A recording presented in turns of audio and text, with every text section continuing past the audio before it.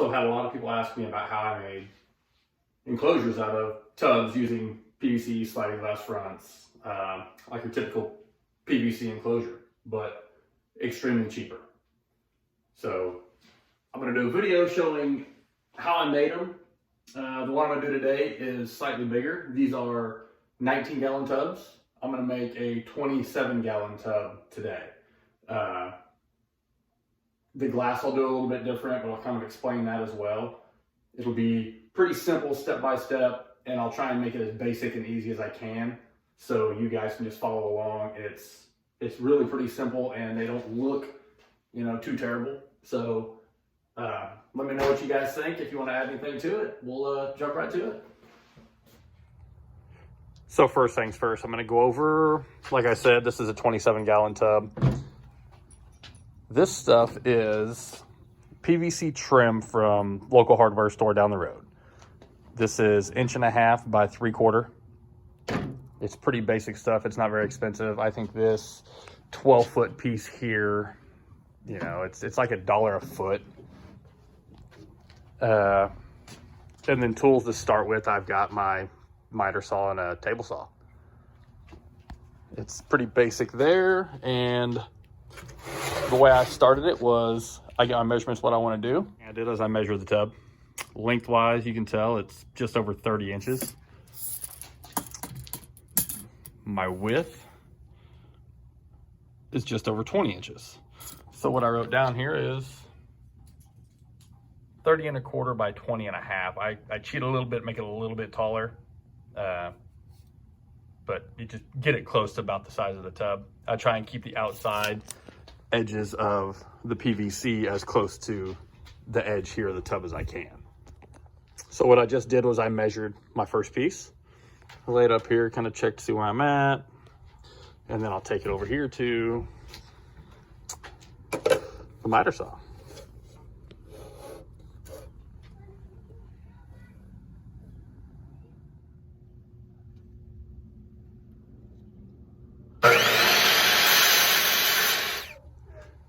Okay, so I've got my 4 pieces cut. I just cut the ends square, and I'll stick them back in the miter saw here, and I'll 45 the ends. I'll take a little video of that, and that way we can put them together, and the edges are nice and clean, look more like almost like a picture frame.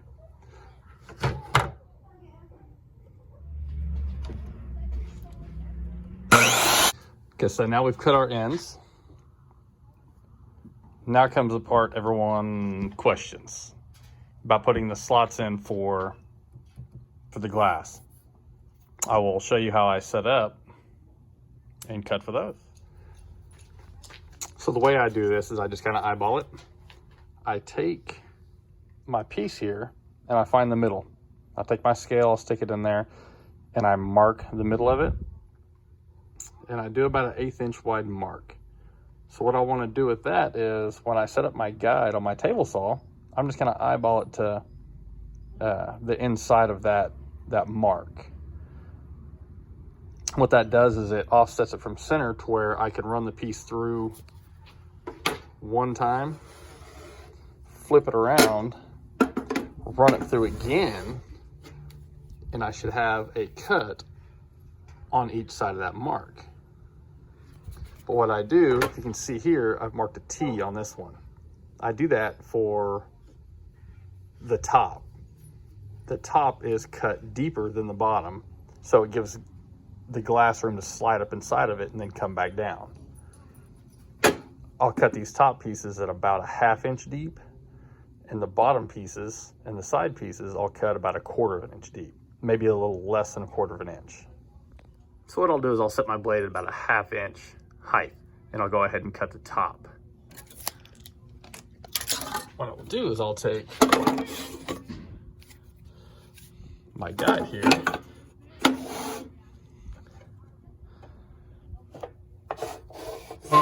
and I'll just eyeball it using my marks. So if you can see that, you can see my line and where my blade lines up right with the edge.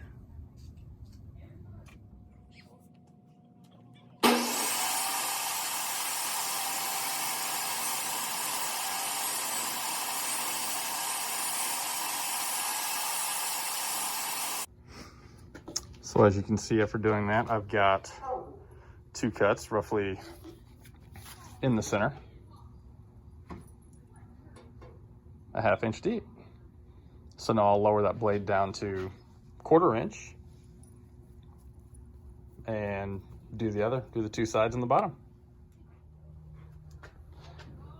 Okay, so now that these are done, I would take a little light sandpaper and hit them. I mean, they kind of leave a little edge on it, but you know, since we are gonna have animals in there, I would definitely smooth that out to where there's no sharp edges. Okay, so for on this next part, we're going to start putting the frame together. I've been using number 8 1.5 inch stainless screws to go through the corners to pull the 2 ends together, and then number 8 by 38 screws to screw the tub to the frame. So initially what I do is I take a little starter drill with my countersink, and then I'll keep a 1/8 drill to pre-drill some holes in the lip here as well. That way these screws can start off easier and grab into a good bite of the PVC instead of just pushing it away. It really doesn't matter how you go about the corners. You can do it from the top or the sides. For me, it's almost easier just to grab the top and bottom pieces and drill off the edge through and just start the holes with the countersink on each side. And then I can put them together and then just screw the longer screws into it.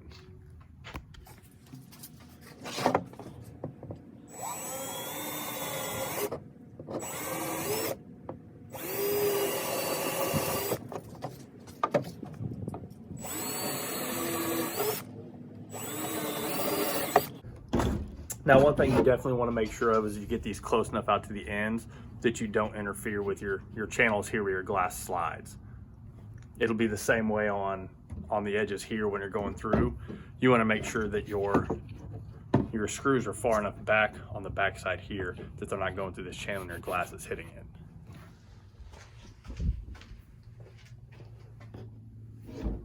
So a nice bit of information when putting these through there is don't get them super tight with the drill. It'll pull them off. It'll slide it to where they don't line up. So I just take them, kind of line them up, get the screw started, and then as soon as I see that screw's in there, I kind of back off, and that's it. As soon as I feel that screw tighten, I know it's there, and I will have a pretty good looking little edge there. It doesn't take that, I slide it off. So just do that to all 4 corners. Okay, so I've pre-drilled my holes and I've laid the tub on the frame. You can kind of see little holes that I pre-drilled. And so now I'm just going to take my drill and put some screws in it. All right, so the screws are in. You can tell, see. Now, typically what I like to do as I go back and I look at the tub and I try and pull the tub away. You know, go in between the screws and see if there's any way that a snake or an animal of any sort could push this, pry in between it and squeeze out. If I see that there is a spot, I may go back in, like this is a little weak here, I didn't put anything in these sides yet. I may go back in and put a screw somewhere in here just to keep that tight. Now, I know a lot of you guys run venomous snakes and stuff, so it's definitely not something you want to risk for a 1/2 penny screw to cheap out on, to risk something like that getting out. So this, I think, is a little bit, you can kind of see, I can squeeze a little space there. So I will go back and put a screw on each side there. Okay, now I've got another screw in the end here.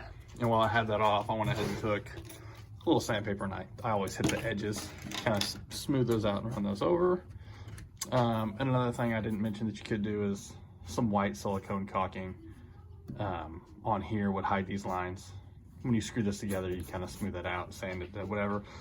I'm not super concerned about those, but that is definitely an option if you want a little cleaner looking lines here. One thing I missed and I didn't go over in the initial one of my initial post, I talked about using 1/8 inch glass. Where I got the glass out of those first ones is I had a couple aquariums laying around, so I cut those apart and used the glass, and the glass in those was an 1/8 inch, which was great. I mean, I like the fact that it was 1/8 inch, but on my table saw, the blade is about an 1/8 inch, so it doesn't give it a whole lot of room to, you know, a little play for it to slide a whole lot. So what I did was I set it up and cut it the same way I did this one. But at some point I would cut through, and then I shifted the saw over about a half a blade length and widen this up. Where I'm getting the glass now, I found out the Lowe's right down the road has 2.2 mil glass, which is just under an 1/8 inch. And I think for the piece of glass to do this right here, what was it, a 20 by 30 piece of glass will fit this, and it was like 15 bucks. So instead of breaking apart and all this stuff, tearing apart an aquarium, I just bought a $15 piece of glass to throw in these. It's a little thinner. I made another one the other day using it. It worked pretty well. And I didn't have to shift the blade over on this to make it wider. The blade fits just perfect, and you know, I liked it better. It was a little less work, and it may make it easier for you guys, and I was trying to simplify this as much as I could. And I think that was one way that would make it a little easier for you guys at home that aren't used to constantly making stuff like this. So I didn't get to the glass the other day. I had to work yesterday. So I brought it inside. It's a little bit windy. I don't want to risk the wind picking up and blowing a sheet of glass off the table outside. So I'm gonna do it here on my kitchen table. Glass isn't that hard. A lot of people are intimidated by glass. Yeah, it's sharp. You do have to watch what you're doing. Some cheap gloves make a world of difference, something you can use and fill with, but glass isn't anything to be scared to mess with once you kind of have a general idea of how it works. I'm going to show you a couple of the tools that I'm going to use to do it. It's really basic. Just kind of follow with me here and I'll show you what I'm doing. So this is a sheet of glass that I got from Lowe's. Like I said, it's 2.2 mil thick, which is just under an 1/8 inch. So it fits through that 1/8 inch blade slot pretty easily. I will also use a tile cutter. It's just got, you know, tile cutters. They scribe a line and then it breaks it. It's pretty clean. You can sand the edges when it's done. And if you don't have a tile cutter or don't want to go buy a tile cutter, you can go and buy one of these little small glass etchers. It works the same way. You just etch the line and break the glass. And I will show you here in a second how I do that. So before I cut the glass, I want to go over with you guys how I measured the glass to cut it. My distance from here to the bottom was 17 9/16. We know this bottom slot's about 1/4 inch deep. So we want the glass to be able to reach the bottom of the slot here and still have enough in this lip, another 1/8 inch to 1/4 inch up in this lip. So we can just take this measurement here, add roughly a 1/2 inch to that, and we should be good there. From side to side, we were 27 3/8. What I end up doing is I just divide it in half and then add an inch. And that way there's across the two pieces of glass overlay each other a little bit. I think I end up going like 14 1/2 inches wide. So I'll make two pieces of glass at about 18 inches in height and 14 1/2 inches wide. And then they should slide up in there and fit. So made my measurements across, and I use a Sharpie to draw the line. And I'll use my straight edge to run my little hand tool down that line to break that off. My tile cutter will only cut up to 24 inches. And this here is going to be 29 inches wide. So I'm going to have to cut it by hand before I I take it down and use a tile cutter to cut the rest of it. So I've got the outside edge trimmed out, and now I'm just gonna split down the middle to have my two pieces. I'm just gonna do the whole thing with a little hand tool.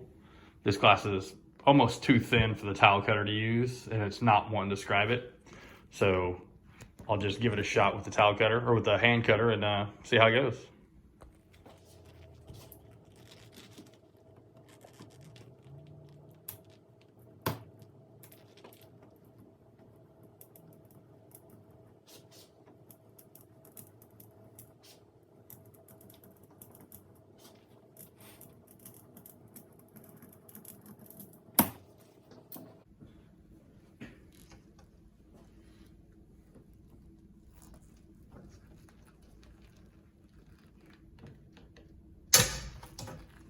That's it. You just kind of pop it in half. So you have to get the glass broke out to the sizes that you need, the edges. You can just hit with the sandpaper. About 120 grit sandpaper, run over the edges, kind of round it over a little bit, watch yourself because it is sharp, and if you hit an edge just right, you can cut through the sandpaper.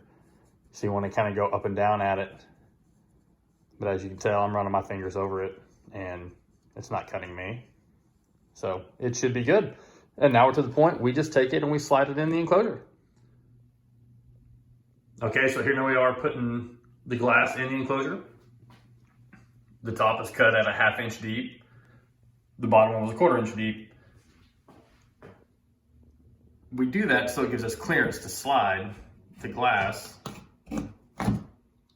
up into it. And so it has room at the bottom to clear it and drop back down. When it's in, slides back and forth. And that is it. It is done. There it is. I told you I was making two at one time. You can now see, I moved the two 19s over here, over to the other side. So you see the difference between a 19 gallon and 27 gallons. Kind of a size difference. So the 2.5 or 2.2 mil glass size is pretty good. Everything works.